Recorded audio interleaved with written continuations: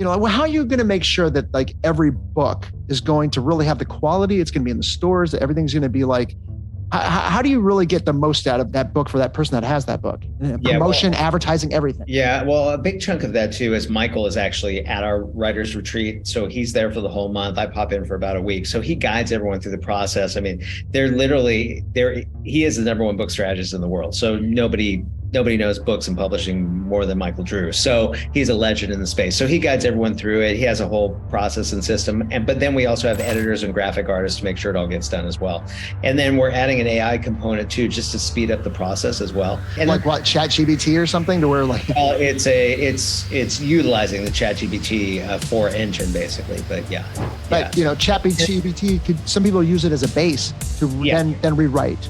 And we use it as an enhancement. So last night I was on a call with our team and we were looking at all the AI apps that exist. It's unbelievable. It's unbelievable the things that are already happening, like the chat bots, and you can create art for you. It can create music for you. It can create copy for you. It can recreate code for you. I mean, we're just at the beginning. Like AI's been around for decades and decades, but we're just touching it right now, right? Because computer power has just come to this level, and ChatGPT became a commercial enterprise, and now it's out there and everybody's talking about it. So we're just touching it right now, right? And you should see all the apps that exist, how much can already be done with it. It's shocking. All right, I'm here with my very good dear friend, Daven Michaels. So this is awesome. I woke up this morning. I was telling you in the pregame, and I was like, "What am I going to talk about Daven today?" I was like, "Oh man, I want to start it off with this." So Daven, first I know Daven because I was a nightclub promoter. He was a rave promoter. I had like the Hollywood nightclub thing, and he was do these huge events. And I was doing a documentary, and I knew him before this. But he comes over my apartment in Hollywood. He comes over in a Cadillac. I was like. But everybody not any Cadillac, a 1966 bright red Cadillac with white interior, white gangsters. Yeah, convertible.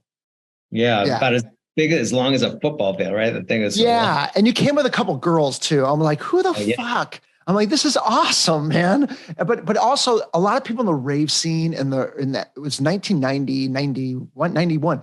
So we've been friends for 30 years. Yes, no, longer than that. Longer than that, 35. Yeah. So it was I was 10 when we met. Right. You were 20, you were 20. He was driving when he was 10. This is when you were 16, right?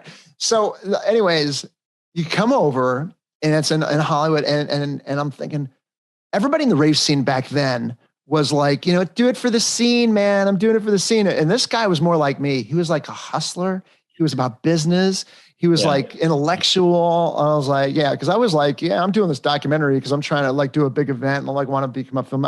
We both had agendas and everybody's like bullshitting each other. And he had this agenda, say, quoi. And I was like, I like it. So we became like, very friendly since then. And then years later, I cut to the point of this story. You don't like the end of this. And then he comes over to my house in Woodland Hills and we were doing like 2 people mind masterminds. It was like, it was Daven's idea. He was like, let's talk about this and this.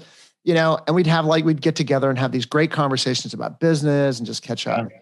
Yeah. So he comes over and my daughter, Sophie, my oldest daughter is like 4 years old at the time. And he would talk to her really soft and she blonde hair, blue eyed girl. And she's like, coos and just kind of like, And it was love at first sight. Yeah. It was, right? So guess what? Little Sophia turns 17 next week. And a week after that, there's something called DECA. It is the Super Bowl of entrepreneurship around the world for high schools to compete. Cool. She won district here in Texas. Texas has the most amount of DECA, entrepreneur in the membership out of the whole globe. Wow. She won last month. She won state. Now she's competing in international for an entrepreneurship. And you and I used to do these little masterminds. That little blonde-haired, blue-eyed little girl is now competing for that. And you and I would have these little masterminds about business and entrepreneurship. And that is so cool. What's her project?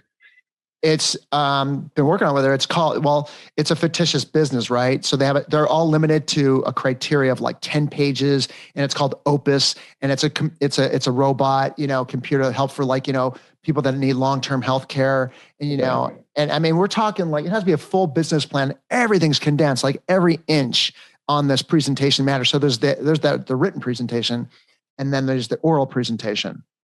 So I'm using a little bit of Eric Morris, and like a little stand-up comedy, a little bit of like NLP and like, personal development and coaching her there. And like, we're just having a good time with it. But I never had this fucking acumen when I was 16, 17. I was crazy. So, but I say it because you and I would have these meetings and she loved you.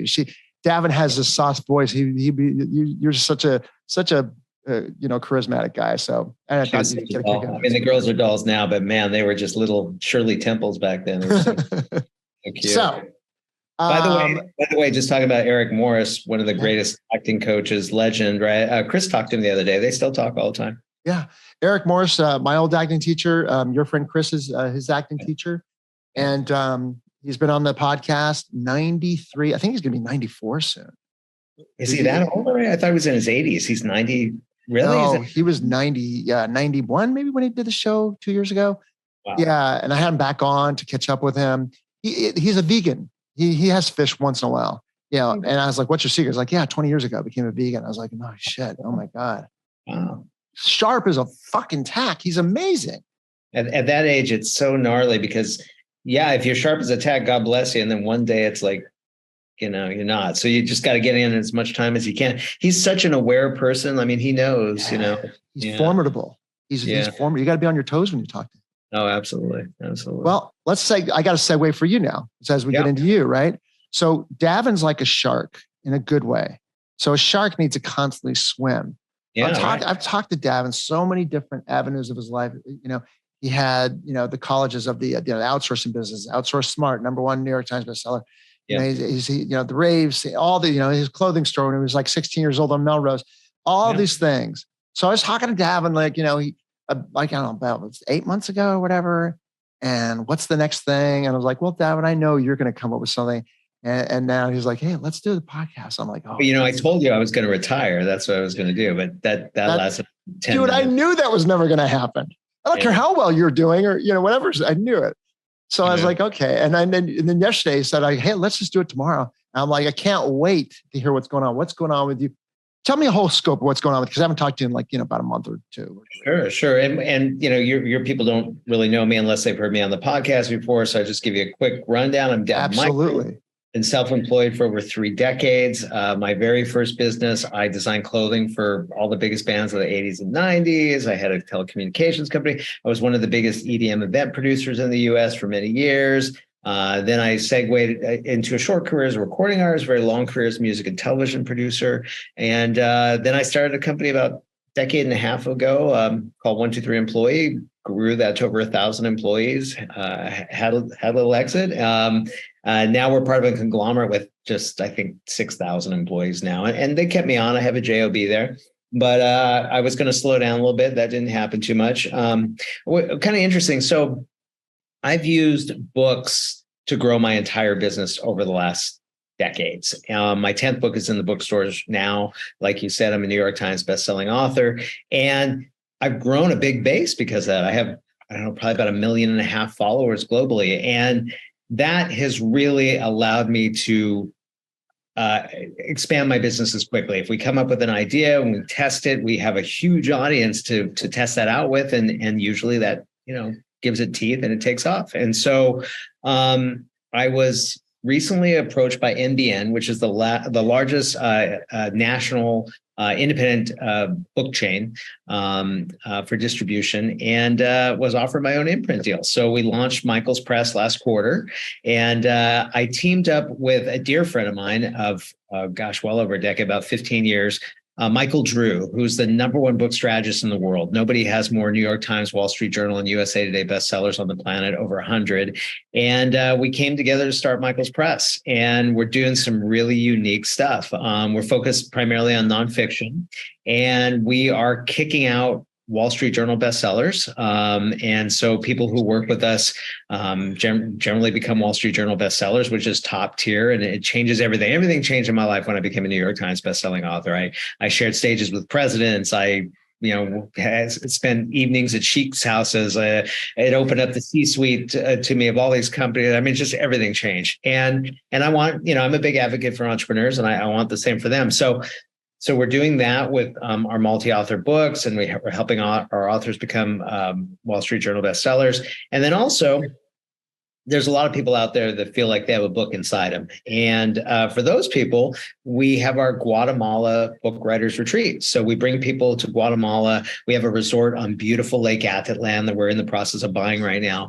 It's just picturesque. And they come over for a month. And during this month, we write their book with them. So we have editors and graphic artists. And by the time they leave, they have their book done. And then they get a major publishing deal with Michaels Press, and their books are available in bookstores. So it's shortcutting all the stuff that can be such a challenge as an author. Like, Michael, I'll tell you, when I first wrote my very first book, which it's kind of funny, I always call that my first book was my Citizen Kane, because that book did better than all of the books I ever did combined. Okay. And I've been chasing that ever since. And when I first wanted to put out a book, I wanted a publishing deal. Like, I needed a publishing deal. And I went to an event that was thrown by Mark Victor Hansen. So he and his partner, Jack Canfield, wrote the Chicken Soup for the Soul book series, which which is, by the way, the number one highest selling nonfiction book series in the history of the planet, only next to one book, and that's the Bible. The Bible has sold more than Chicken Soup. So it's unbelievable of their legacy. And so Mark Victor, who's a dear friend of mine, he did this event called Mega Book in L.A. On Century Boulevard. And I remember I went to this event, and I wanted so desperately to have a publishing deal. And they had publishers there, they had agents there, they had lawyers there, and they would speak. And then afterwards, I would chase them out to the parking lot, like, oh, you got to sign my book. And they were like, oh, sure. And then I never heard from them again, and I couldn't wrap my brain around it. I couldn't get a publishing deal. Eventually I gave up, and my first book was self-published. And then second book came out on McGraw-Hill. But it was just, I couldn't do it. Like, you couldn't get a lawyer without an agent. You couldn't get an agent without a lawyer. You couldn't get a publishing deal without an agent or a lawyer. Sounds like Hollywood. Yeah. You get the money, we'll get the talent. You get the talent, we'll get the money. It's exactly the same thing, right? And so we just cut all that, right? So people that work with us, they become top tier bestsellers. They get major publishing deals. Their books are available in bookstores. And so it's something that I really enjoy. And it's been fun. And we have a technology play too that we're working on as well. We're building out some AI software. I mean, everyone's doing that now, but we're doing it specifically for book writing. So it's pretty cool. That's insane. So that's a one-stop shop, and then you have a retreat where you go and you immerse, because immersion is the way to really accomplish something, right? So sure. That is fucking awesome. Pretty cool. It's pretty cool. So, okay, let's get in the weeds on that. I want to know, because I might be one of your customers, because everybody's saying, "Mike, you got to fucking write a book." I was like, oh, yeah. I'm doing other things, but I'm going to do it. But I'm not. It's on my 3 to 5 year plan. It's not on my 1 to 2. It'd be great to have in Guatemala. And we do them virtually too, because not everyone can get away for a month. Like at the Book Writers Retreat, it's awesome. We have like yoga in the mornings. We swim in the lake. It's very conducive to the writing. And then Michael, my partner, has this amazing writing process where he shuts down one side of the brain and just starts sucking stuff out. It's really cool. And then we even have like optional ayahuasca ceremonies. I mean, it's all kinds of Wait a second. So everybody, like Mike Tyson and everybody's doing ayahuasca. Me, I'm a paranoid Jew. I can't, I've never done ayahuasca myself, but I've done DMT, which is, in the same, I mean, ayahuasca is DMT, but it's two different things. So, I mean, that's really, it's funny, as I digress, I'm looking at, you have Coolio right behind you. God rest his soul, just passed away. I was just talking about, because he was in my movie Love Hollywood Style, and because of you, because you actually told me where he was shooting another thing, we were able to get him in our film. And I'm looking at the record, gold records. And it's so funny, and here's a good segue. As I see all these hit records behind you, everything you do it to the nth degree. It's going to be, I remember when I first started podcasting, and I did like I recorded Daven, but I wasn't like fully launched yet. I think it was like the second one of my entire podcast. And you're like, dude, you need to send me some shit. You just send me like X, Y, and Z on and I was like, And he like had tough love with me. And I was like, oh, he's right. Man. I remember that. Yeah. I forgot. Yeah. And I was like, but you know what? It's like, I was like, you know what? He's right. Now we do like a full automated, like you saw that, right? Right. And what episode? I did see that. And what episode number are you on now? 350 something. Yeah. That's crazy. Do you put one out daily or once a week or? 3 week. And I'm launching another podcast in 2 months called The Stein Time Show, because you told me, hey, you know what? That sounds good. The Stein Time Show. Stein Time Show. Okay. Yeah, I told you that title, and you're like, I like that. And then I was like, you know what? Maybe we'll do that down the line. And then we're doing that. And then Bolator, which is a company that I told you about that I'm launching, that's starting in October. It's an outdoor adventure stories for the new product brand company that I'm starting at the end of the year. And that's the Bolator podcast. I digress though. And the reason why I bring this up though is because everything you do is done to the nth degree. From, it's a 360, from start to finish, it's going to be good. Yeah. This, when you go and you do this thing, how does that, compare to how are you going to make sure that like every book is going to really have the quality? It's going to be in the stores, that everything's going to be like, how do you really get the most out of that book for that person that has that book? Promotion, advertising, everything. Yeah. Well, a big chunk of that too is Michael is actually at our writers retreat. So he's there for the whole month. I pop in for about a week. So he guides everyone through the process. I mean, he is the number one book strategist in the world. So nobody knows books and publishing more than Michael Drew. So he's a legend in the space. So he guides everyone through it. He has a whole process and system. But then we also have editors and graphic artists to make sure it all gets done as well. And then we're adding an AI component too, just to speed up the process as well.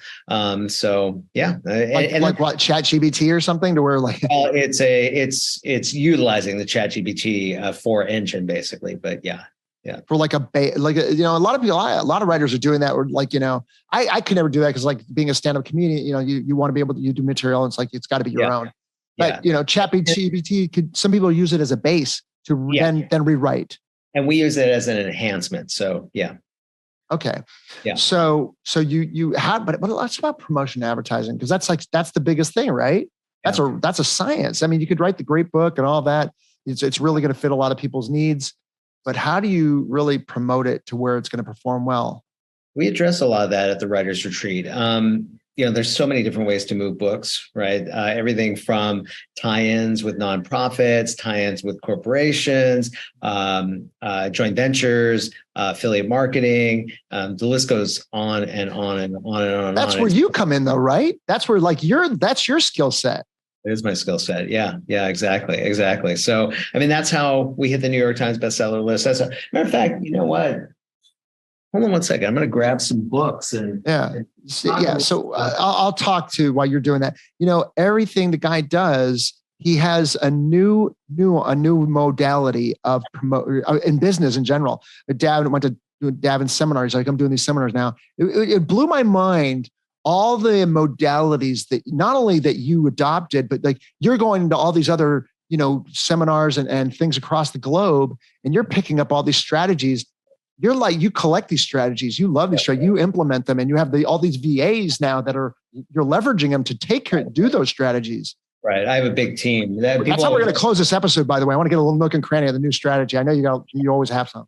Sure. People always ask me how I'm able to do so much, and it's all about systems and processes. And then I have a big team to actually do it all, to do the implementation. But I'll share with you, if you want to talk about marketing, I'll share with you some of the marketing funnels, the strategies that we use for a lot of my books. And, you can adapt this to anything, whether it's a book or a widget or whatever it may be. So my first book, which I told you was my Citizen Kane, it's out of print and I'm looking for a copy. I don't have that one, but that one was called Outsource This. Okay. And that book was the one I tried to get a major publishing deal for. I couldn't do it. So I self-published. And last year there were 1,076,000 books published. Okay. And it's a lot of books. And the vast majority of those books were self-published. And so, everybody self-publishes now. Why not? But back when I did it, it was a dirty word. People were like, oh, you self-publish. Okay. Right. Whatever. But I did because I had to. Now, that book, we originally sold it for $17.95. We did that for quite a while. And then one day I woke up, I'm like, why are we selling this book? Because I'm not in the business of selling books. I don't care about the $15 a book that I was making. I wasn't going to get rich from that. Yeah. And by the way, that's the big mistake that so many authors make. They say, I'm going to be the next, million seller books.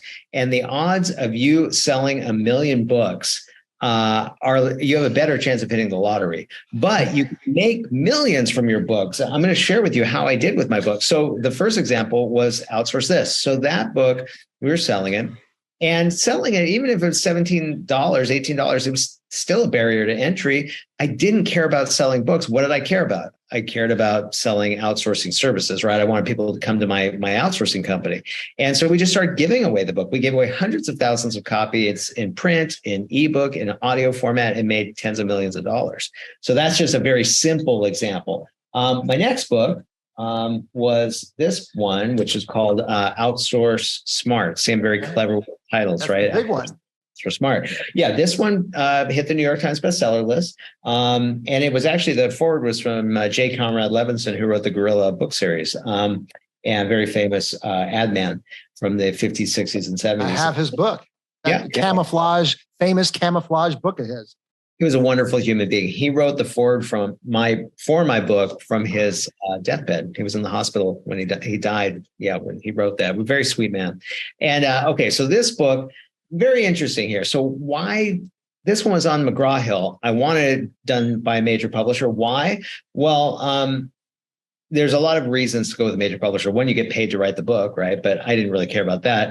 But the biggest reason is distribution, right? This book was available in all the bookstores, which was cool. But I didn't have control over it. Like, this title was terrible, Outsource Smart. I wanted to call it Living the Laptop Lifestyle, because that's the benefit of outsourcing, right? And this was back before that. Now everybody lives the laptop lifestyle now, but back then that was a new concept. And so I wanted, guy on the beach or gal on the beach, and running their business from the laptop on the beach. But I didn't have any control over it. So what book does this look like, by the way? It looks like the 4-Hour Work Week a little bit. Exactly. Tim Ferriss's book, 100%. Yeah. I'll tell you something funny, Michael. I was on a train 3 weeks before this book came out. There were two people on the train. One was on the far left, one was on the far right. They didn't know each other. They were reading two different books. My book wasn't out yet, and they both had this exact cover. Wow. I mean, that's how unimaginative the publishers are. So I wanted to call it that. But people support what they create. So I let them have their way, and they did not support this book. We did this all on our own. But why did I do what I did with this? Why did I put it out through a major publisher? Well, it was positioning. So at the time, I was speaking on stages to entrepreneurs. My books got me paid to speak in 51 countries all over the globe. But I was speaking to entrepreneurs, which I love to do, and that's a great audience for us.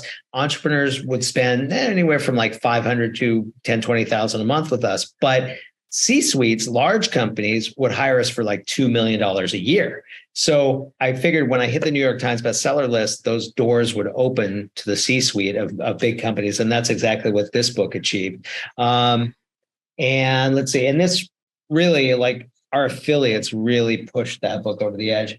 Then, what's cool when you're on a major publisher, like this is interesting. So one day I get this book in the mail. I get a lot of books in the mail. And sometimes it's like people want me to review the book or write the foreword for the book, or maybe it's just a friend. I have a lot of friends that write books. So one day this book shows up and I look at it. It kind of looks like Spanish, but I don't understand it. And then I see my name on it.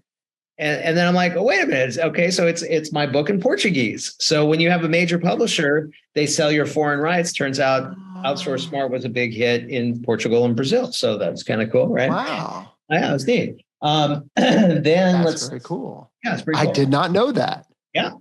So I've done a ton of multi-author books, and our multi-mastery books. Yeah, and so like as a positioning play, what we do with a lot of our authors, we have them write a chapter. We put them in our multi-author books, and then if they're authored with me, my books hit the Wall Street Journal bestseller list, and they become Wall Street Journal bestsellers. It's pretty neato. So that's kind of cool. Some books I write just now. I remember that one. That was Lessons from Beyond. I thought that was your first one. No, this one came way later. So this book, there's a couple of these books that have come out so far, and this was really inspired by my dad. My dad was my greatest hero. He was just an amazing man, and not for the reasons you might think. He wasn't a wealthy man. He wasn't a scholar. He was a very simple guy. Just he wake up every morning, plants his feet on the ground, was just grateful to be alive. He lived in a state of gratitude before it was in vogue. Nice. He was a master storyteller, just beautiful man. And so I wanted to pay homage to him. So Lessons from Beyond is stories of people who passed away and the lessons that they passed on to, the people that love them. And so this book took me everywhere. Like, I interviewed janitors all the way up to presidents, and it just opened so many doors for me. Now that we have a whole back end in this, it's all about the back end, but it's just been a blast. And like, I'll tell you a really cool story. This is kind of neat. So when I was doing Lessons, I started to think about my Uncle Roy. Now, my Uncle Roy was the speechwriter to Prime Minister Diefenbaker in the 70s in Canada. And so when my Uncle Roy died, Prime Minister Brian Mulroney was in office, and I went to my uncle's funeral, and Prime Minister Mulroney showed up and read the eulogy at his funeral. And so years and years go by, I start writing Lessons, and I started thinking to myself, I wonder if the Prime Minister would do an interview with me about my Uncle Roy. And so I reached out to the Prime Minister's office and told them the story, and they said, okay, we'll get back to you. And a couple months go by, I didn't hear anything. And then one day I get a call from the Prime Minister's office, and they said, the Prime Minister will do the interview with you. I said, oh, fantastic. So we did the interview on the phone. It was amazing. And Prime Minister Mulroney shared this story with me of this one day when my Uncle Roy got in a knockdown, drag-out fight with Henry Kissinger and threw him up against a wall. What? And it was hilarious. It was great. Kissinger was supposed to be on the show, but we still might happen. It still might happen. Is he still alive? Well, that would be difficult to be. No, I think he is still alive. I interviewed somebody from his same agency. Okay. And they said, here's a group of people that we can, we want, that we have. And I said, and it was Kissinger when Kissinger was on the list. This is about 9 months ago. And I was like, yeah, I want Kissinger. And they haven't, and then I emailed them back. I need to respond back to them. But anyways, I digress. Dude, when did he get in a fight with Kissinger? Oh gosh, this was in the 70s. Yeah, because now that would be egregious. Yeah. And this would have been when he was in office, probably, right? Yeah, for sure. And so he told me the story. The story is great. I loved it. We wrapped up the interview, and he goes, okay. He goes, are you happy? I go, yeah, I'm super happy. He said, did you get what you want? I go, yeah, totally. He goes, okay, I have a favor to ask you. I go, what? And at the time I was in the entertainment business in Hollywood, as you know, and he goes, I know you're in the business. He said, we have a friend, they have a daughter, and she'd like to break into the business in Hollywood. I said, well, I could get her an agent for sure. And he goes, oh, that'd be wonderful. He said, is there anything I could do for you?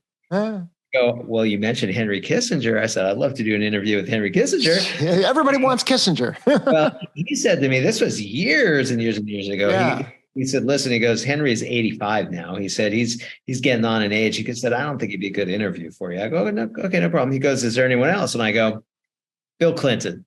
He goes, I'll make the call. So he calls Clinton. Clinton says, yeah, I'll do the interview. But at the time, Clinton was doing Hillary's Senate race. And he said, hit me up after the Senate race. But then I wrapped up the book. And so I just moved on. But then I ended up sharing the stage with Bill Clinton to 6,000 people at the O2 Arena in London. Just an example of where books take you. I mean, it was just super awesome.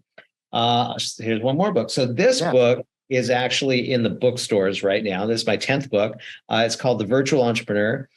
This one's neat because it's actually my first fiction book. So all my other books are nonfiction. This is a parable, like a business parable, which I'm familiar with. And this is actually, in my opinion, my most remarkable funnel. So every time I write a new book, before I even do, I come up with the funnel. I come up with the whole marketing strategy and what it's going to achieve. Like you always do, we start with the outcome in advance, right? Yeah. And for this one, I created a funnel that I call a viral loop, which is really cool. So let me explain how it works. So it all started when I started an association a couple of years ago, before COVID, and I called it the Virtual Entrepreneurs Association, VIA. You remember that? Yeah. Yeah. And I created it rings for people. Yeah. Like, there's a whole methodology to this too. It's awesome. But go on. Yes. And I really wanted to corner the market for the term virtual entrepreneurship. And this was just before COVID. Like, I didn't know the world was going to shut down. It worked out really well, right? And just to put it in perspective, with doing books and building an audience, the first day of VIA, we had thousands of people join VIA. So what I was going to do is I was going to create a membership box and have everyone that signs up for VIA, they would receive their membership kit and they would have the virtual entrepreneur in it. So I knew that I would move 100,000 books on my own for sure. And I didn't need bookstores. I didn't need distribution. So I would self-publish it, right? And why not?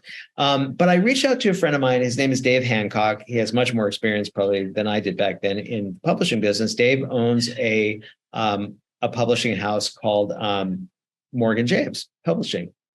And I reached out to Dave. David always said, Daven, if you ever want to put out a book through us, we would love to have you. And so I called, I got his voicemail, left a message. I said, Dave, hey, I've got this book coming out. I know I'll move 100,000 copies on my own, but maybe I'm missing something. Maybe, so maybe we should put it out on Morgan James. I don't know. Call me. So he leaves me a message. He said, hey, Daven, you are missing something. Call me back. So I call him back and he goes, look, we do Russell Brunson's books. You know Russell, right? ClickFunnels. And yeah. The ClickFunnels guys. Yeah. He used to be a wrestler, by the way. Yeah.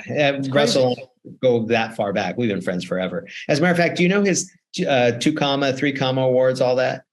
No, I know he does this whole thing where he lives. He does that, these big mind masterminds and all that. Yeah, exactly. His masterminds and this and that. And he has these awards that he's famous for, the 2 comma awards, 3 comma awards, and they look like these gold and platinum records. I'll tell you a funny story. I was hanging out with some friends here in Puerto Rico where I live, and they were going to Russell's mastermind. I go, oh, well, I go tell Russell, I said hi. We go, so we've been friends for 15 years plus, and I haven't seen him in quite a while, but please give him my best, So my friend's wife is there, and Russell goes walking by, and she goes, Russell, Daven says hi.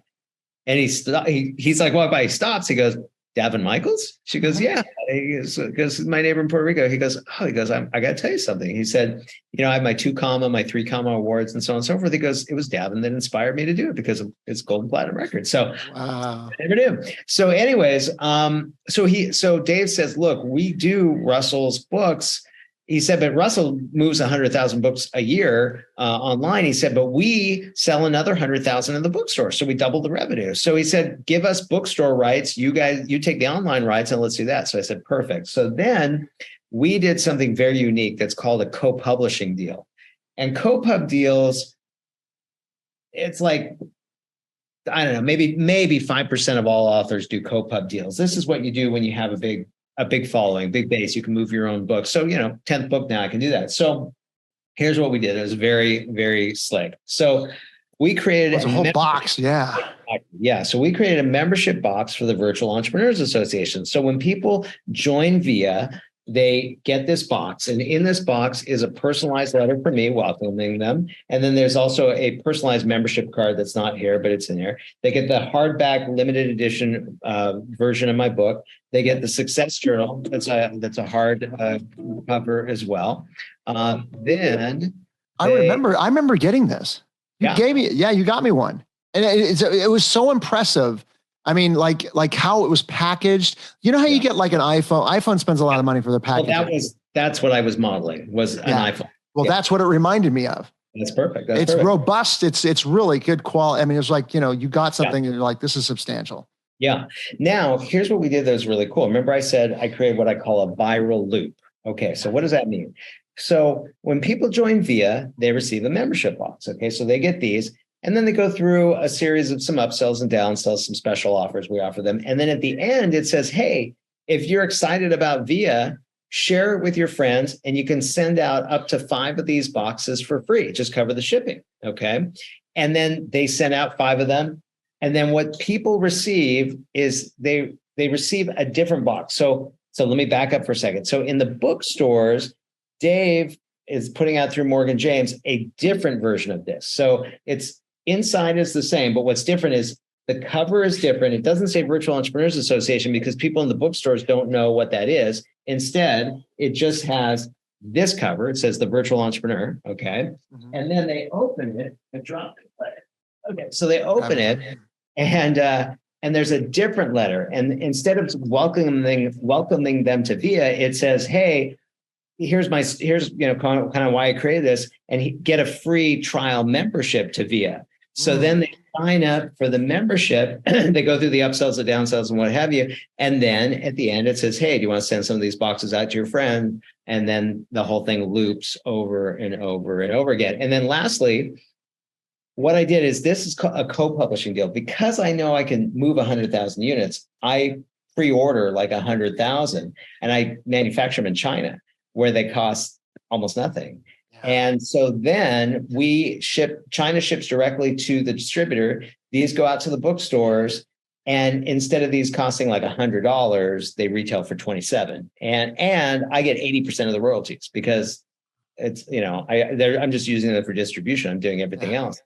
And I had one final kind of ulterior motive here. So when you're in a bookstore, your book is, okay, so in every bookstore, you have roughly 100,000 titles.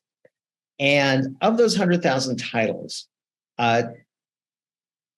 70,000 of them are last year's hits and all of the legacy titles like Mark Twain and so on and so forth. Right. 70% of all books. So the other 30%, 20% are the top publishing houses, and then the other 10% are the boutique houses. When you have your book in the bookstore, do you know what the advantage to having your book in the bookstore is? Prestige. Yes, prestige for sure. It's also available in the bookstores and so on and so forth. But the reality is, honestly, there's no benefit. Okay. Your book is a slat in an ocean of slats. Okay. Right. Nobody sees it. Okay.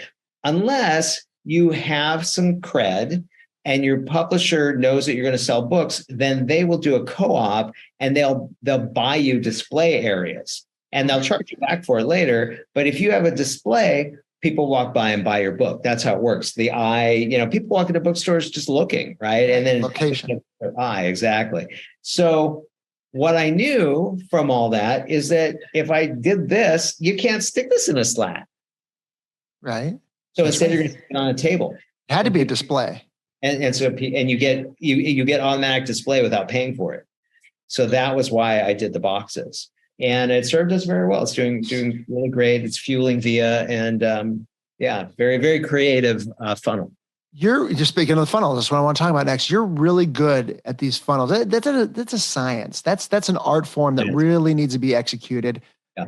Right. And you've been doing it for a long time. Yeah, when we started doing these funnels, nobody was doing it. Now, you have ClickFunnels and you have funnel builders, and I think people understand funnels more. If you're watching this and you don't know what a funnel is, it's the way somebody comes into your business, right? So, maybe they opt in, and then they maybe see a webinar, and then they buy something, and then there's upsells and downsells and cross sells. And the big difference is, like, what I do, every business I'm in, I make 10 times more than my competition.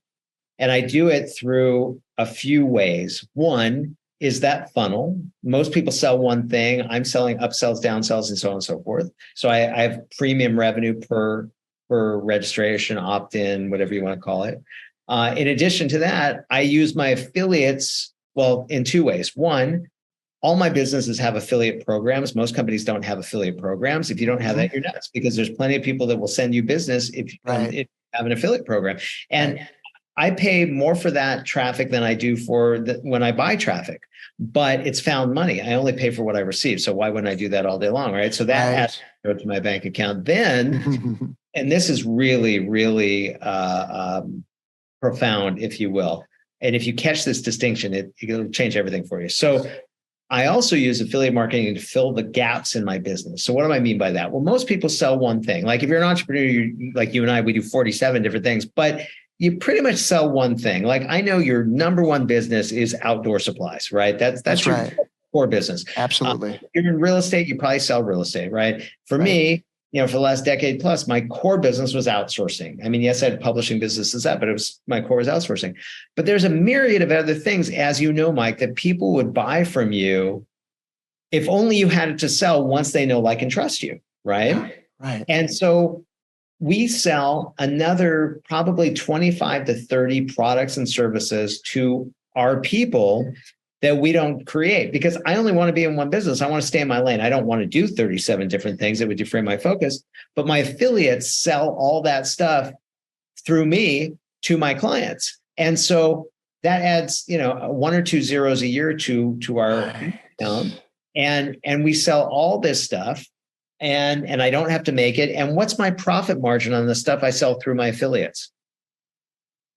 I don't know. What is it? Well, let me share this with you. So rather than just tell you, overhead's very, very little because they're affiliates. Well, rather than just tell you, let me tell you a story. So, as you know, there are several tipping points in our business, but the biggest tipping point we ever had was when we went from marketing to one to marketing to many. Okay. So many businesses market at one to one, but if you can market one to many, you're going to grow your business exponentially. So what we did is, in the early days of my outsourcing business, we were too early to market. I always say you can always tell the pioneers because they're the ones with the arrows in their back. Yeah, I love that. That's a good one. It's so good. So perfect. Yeah, you want to copy and make it better. You don't want to be the first. And so we were too early to market. So I realized very early on, if we wanted to have a market, we'd have to somehow carve one out for ourselves. So we adopted an educational model. I started writing books. We started creating info products. I started speaking on stages. We started doing our events globally. We did webinars. And every time I opened my mouth, it was to an audience. Like if I wrote a book, 100,000 people would read that book. If I was on a webinar, hundreds of people were on the webinar. If I was on a stage, 1,000 people were in the audience. So I wasn't selling one time. I was selling hundreds at a time or thousands at a time. And that grew the business exponentially. So one of the things we did was we did events globally. So I remember we had just done our Orlando event, and it was a good event. And then I had my whole team on a plane. We were heading to London to do our London event the following weekend. And I was sitting next to my MC, Casey Eberhardt, who's one of my best friends from way back in the entertainment business. Mm-hmm. And he's also our MC for our events. And Casey, at the time, we were doing affiliate marketing, but just a little bit. Like we might have had a couple 100,000 a year in revenue from our affiliates. And Casey, and so I never cared about affiliate marketing. It was like, okay, it was extra money, but not a lot of money, whatever. And Casey was sitting next to me and he was going crazy because he just made his first $1,000 in an affiliate promo. And he's like, I'm so excited and I'm tired and I could care less. What do I care about $1,000? No big deal. And I'll never forget, he stops and he looks at me and goes, you know what the greatest thing is? I go, what? He said, it's 100% profit. And right then it hit me like a ton of bricks. The money that you generate from your affiliates, you don't do anything for it. You don't create the product. You don't do the fulfillment. You don't do the distribution. That every dollar is 100% profit. So for example, most of my businesses have a 20% profit margin. So if I take in $1 million, if I want to make 200K, I need to generate $1 million in top line. But not with affiliate marketing. If I generate 200K, I get 200K. I don't have to generate $1 million to get 200. And that's when the light bulb went off. And then for the last decade, we've been cutting, 6 and 7 figure checks, all year long to our affiliates. And that grew our businesses exponentially. So many entrepreneurs leave so much money on the table. But if you do this, if you have funnels that are thoughtful and you apply that science, and then you have your own affiliate program, and then you have your affiliates filling the gaps in your business, you're making 10 times the money of your competition. And then you drive them out of the business and then you buy them out for pennies. And that might sound a little ruthless, but look, anyone can do this. Right. You just have to invest in your craft and your education. So it's a choice. Funnels, when I think of funnels, it's a lot of work. When I think of, all the, we always talk about modality. When I get together with you, I was like, man, Daven's just going to spit so many modalities at me. And I'm like, and then it's true, like a rapper's spitting, like, a rap, And the thing is though, is like, I remember sitting in your seminar a long time ago and, there's a methodology to with the one in L.A., the L.A. one. Yeah. And I'm thinking, man, it's an art form to leverage with your virtual assistants and put together a process and a symphony to where it's eventually everything's harder in the beginning. Right. Now, I want to go back to the book though, because when let's just say it could be anything, it could be you're selling a widget or the book, right. But you need to set your processes in place. Yeah. You need to automate where you can. Yeah. This takes time to sit down and strategize, and then you need to leverage. Right. And that's where the art form comes in, really, because leveraging, you're talking about live people. Because let's say, like I do have my outdoor company, and the Bullet is launching next year. And I do have, I'm actually that 10-acre facility that you saw here in Georgetown, Texas. Half of that is going to be 5,000 square foot, a series of 5,000 square foot warehouse, industrial warehouses, condos that I'm building. Nice. That's going to take me some time. There's only a certain amount of bandwidth. I hate to use that term, bandwidth. So you're going to rent those out to other tenants? Yeah, I'm leasing that out. Stein Realty is going to, and then we got the other end of that. Might do a retail store, because this area is being built out. So that's taking time. You're going to have your own kind of ranch, like one of those. Yeah. Well, that area, I'm keeping the line of Abadak open because we might have to bust that wall and then go build, just continue to build out Bolator because we need, that's our base. That's everything, so that's our distribution center. Long story short, I'm going to be doing stand-up next month again, indefinitely till the day I die. That's going to take up some time. All these things are going to help out each other. It's very Daven Michaels-ish, because they're going to help aid each other with a plan that I have. Yeah. But the thing is that when I want to write a book, I want to do what you're doing. I want to do your service, but it's time and the processes, and then the leveraging and the virtual assistants to take a. Do you have in this service that you're going to be offering? Have you formulated and exercised all your grand abilities to formulate that and then automate it and then spoon feed these people that are not familiar with that and get them on a program to make these milestones happen? Yeah, the answer is yes and no. So we have the book writing process down pat. Mm-hmm. We have the bestseller process down pat. At the Guatemala Bootcamp and also in our virtual version, we help with marketing.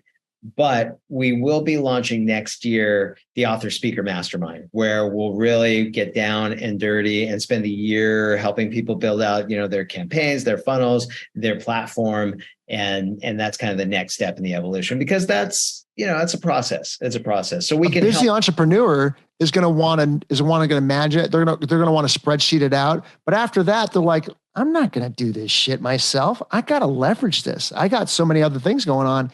Exactly. And that's where I think your skill set, I would say, look, man, I said, I need, and you kind of already done that before with the VAs, but yep.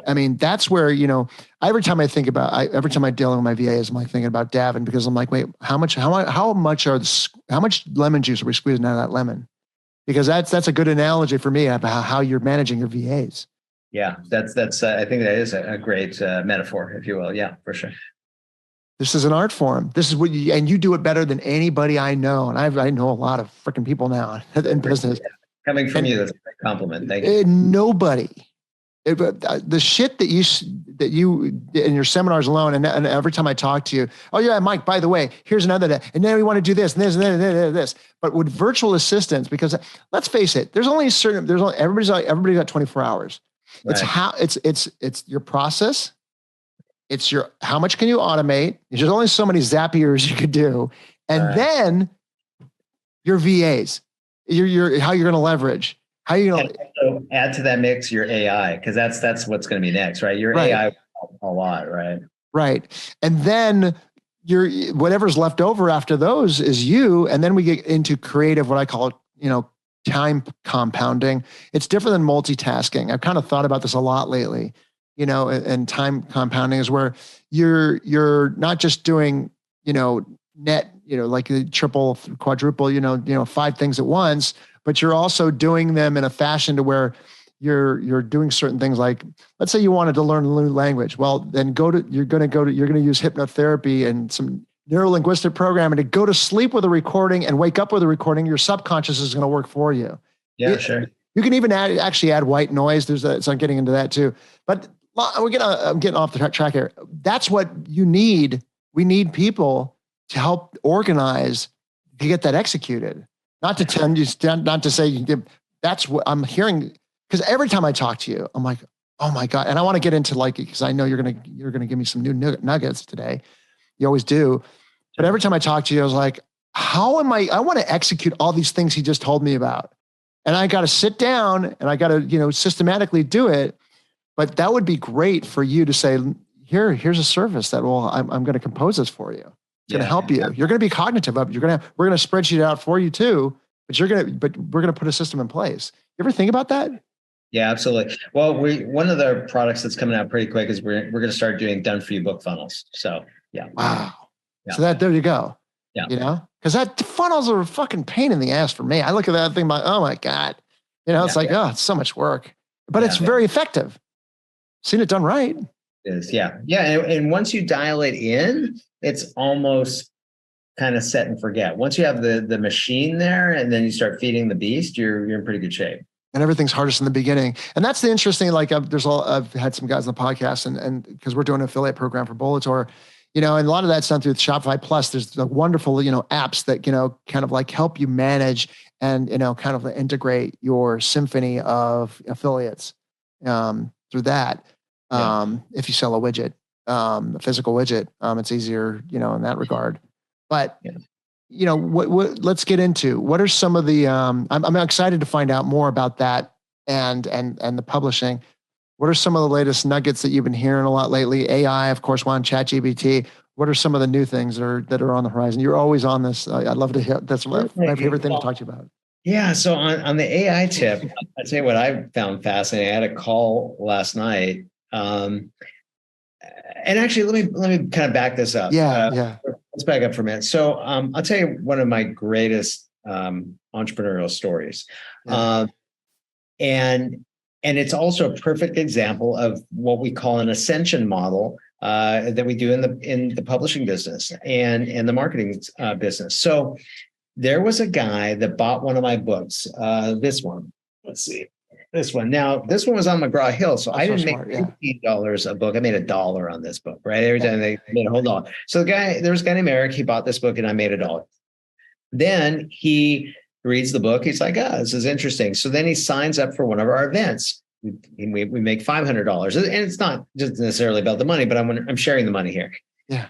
There, he buys my mastermind, which was a $30,000 mastermind. So now I where I work with people on an annual basis to help them scale their business. So then I made $30,000 from him as a customer. Well, we blew out his business. In 8 months, we created a company. I just gave him some ideas that were inside his blind spot, but he built a company that had 3 million distributors. The company took off like a rocket. And then he needed customer service help. So we gave him 150 agents and he became a $2 million a year account. But it doesn't end there. So one day he calls me. He ends up turning his business crypto. This is back like 2016. He had already made a lot of money with Bitcoin. He started buying Bitcoin at $600. At the time, Bitcoin was at $1,600. And he called me and said, hey, can I pay you in Bitcoin? Now, at the time, and by the way, somebody had already pitched me Bitcoin when it was at $40. Yeah. But I was too stupid and too ignorant to do anything about it. Yeah, so, you were an early adopter. I remember you came over out here to Texas and you were waking up every morning. I'm like, what do you do? And you had like all these like all kinds of cryptocurrency, and you were juggling. And I was like, so that was pretty exciting and interesting. Yeah. And I was an early adopter, but I wasn't an early adopter. Right. I got pitched when it was like $10, $40, but I just couldn't. Winklevoss era. Yeah. Yeah. Even before that. And so then, I think I was pre the Winklevi or right around that same time. I think it was, no. They were in first, I think. They were definitely in first. So anyway, so I wouldn't have been in it, but he called me and he said, hey, can I pay you in Bitcoin?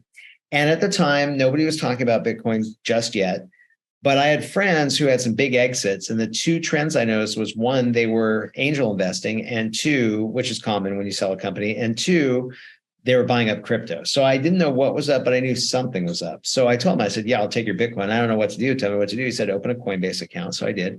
He transferred me about $180,000, which was his monthly bill.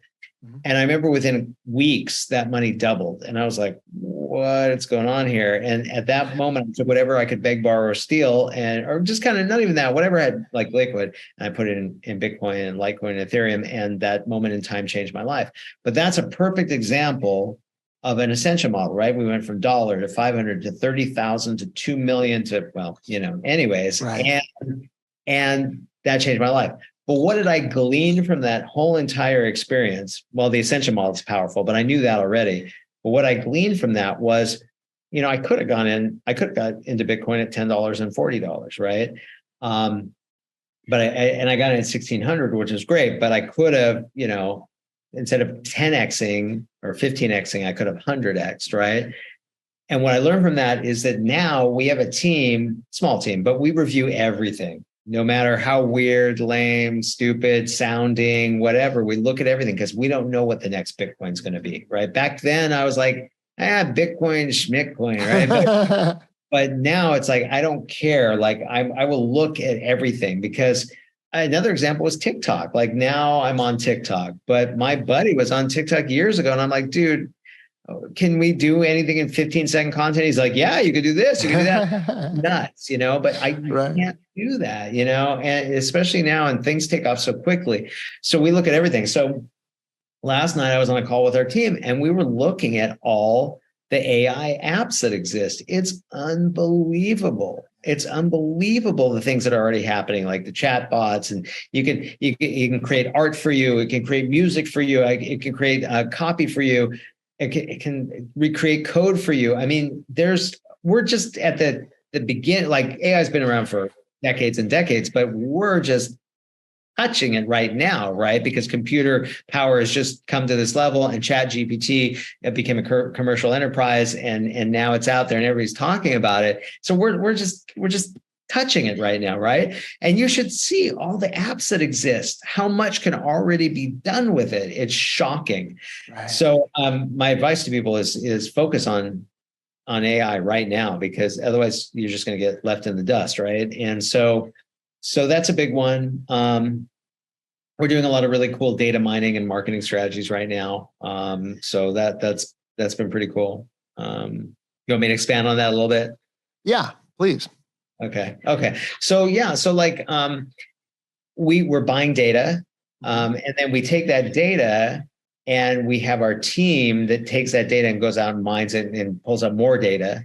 They enrich the data, and then our team reaches out to those people and we make sales of our different various products and services. And it's different than buying traffic. It's a lot less expensive for us, but it's all about just thinking outside the box, right? Like, what kind of data can we buy? Who's our best customer? Like in our publishing business, our best customers are authors, because they've already drank the Kool-Aid, right? They already know that it's going to grow their business. So we're buying up that data and then enriching it and then reaching out to those people. So, speaking of Eric Morris, I'm going to bring this full circle to when we come to a close here. Eric Morris, our 90-year-old plus acting coach of many years. Famous. He's written about 14 books. And he told me on the podcast, he's like, Mike, I don't make money off my books. I barely break. He's like, I break even, maybe make a little bit. Yeah. It's like, but, and I remember, being in his class years ago, and there'd be people like coming to his class from Australia and like Norway and like any, books drive his business. That's right. That's what he said. I mean, and that's and he understood that a long time ago when his first book, No Acting Please, written the preface by Jack Nicholson, his old buddy, I said, look, it's just like, it's credibility. It's people, you get connected to them in a bit more intimate, in a different kind of way. And they get interested in you. It's just another modality of how, they can, get involved with, you and your company. And it just brings a whole new sect of people out there. It's a very large world out there, 8 billion people. Yeah. And then as far as the AI, it's funny, we'll close it on this maybe, how we opened. My daughter, who's going to this internationals entrepreneurship championship, she created this the fictitious project that's called Opus, a symphony of apps that is operated by a robot, helps with long-term health, but also for anybody throughout your day, to where the tasks in the similar way Chat GPT will, create you whatever kind of, report you want. Now the AI is now starting to think of, not just, writing things, but circumstances. If X happens, then X, Y, and Z will be, occur, will be executed. Similar with Zapier, but not so rigid.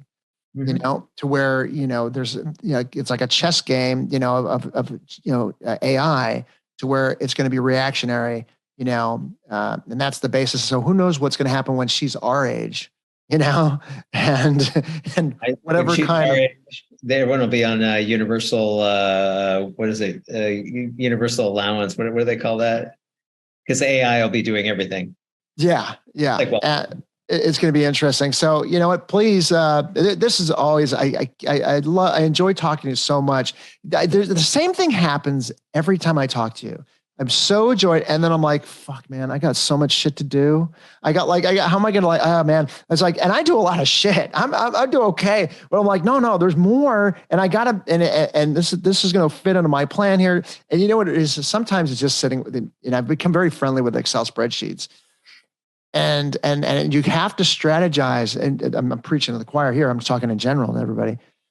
Daven, one thing I gather is like you have to strategize and prepare your leveraging, your outsourcing to your VAs and your team to put in that process. And that takes thinking time and strategizing time. Is that what you do? Spend a lot of time in the beginning for that? Yeah. I mean, I call that like, one step babackwards to take two steps forward, right? It's really key. Otherwise, you're just going to be the bottleneck in your business.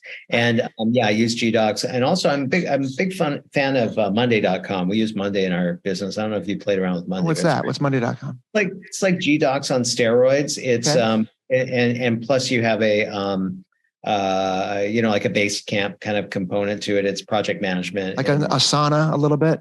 Yeah, it's kind of like that, but it's more spreadsheety and totally malleable. You can program it however you want. We run everything out on Monday. So, well, not everything. You do you use that to kind of strategize a plan for like, when you want to leverage all these things out and say, then this, then this, then this? Yes. Interesting. Yes. Yeah. I'll look into that. It's a good platform. I really like it. Hey, if this doesn't like move your blood, you're an entrepreneur and listen to this and this is like move your blood. It's like, what did that guy say? I want to write that down. I want to do that. I want to do that now. Because all I still think that like Outsource Smart has a lot of evergreen, information in it. You should get that book. You should like read that, it's kind of, speaking of steroids, it's like Tim Ferriss's book, but on steroids just for outsourcing. Yeah. I wanted to kind of take Tim's book and continue it, right? Like what's next. And that's what I attempted to do in Outsource Smart. Yeah. Yeah. Hey, great stuff, man. I love you. Thanks for, this is always a pleasure to talk to you. Me too. Good catching up. All right. Talk to you soon. Thanks for joining us. Gear up for your next adventure and head over to bolator.com to check out the amazing Bolo Pack and their other innovative outdoor gear. Catch you next time.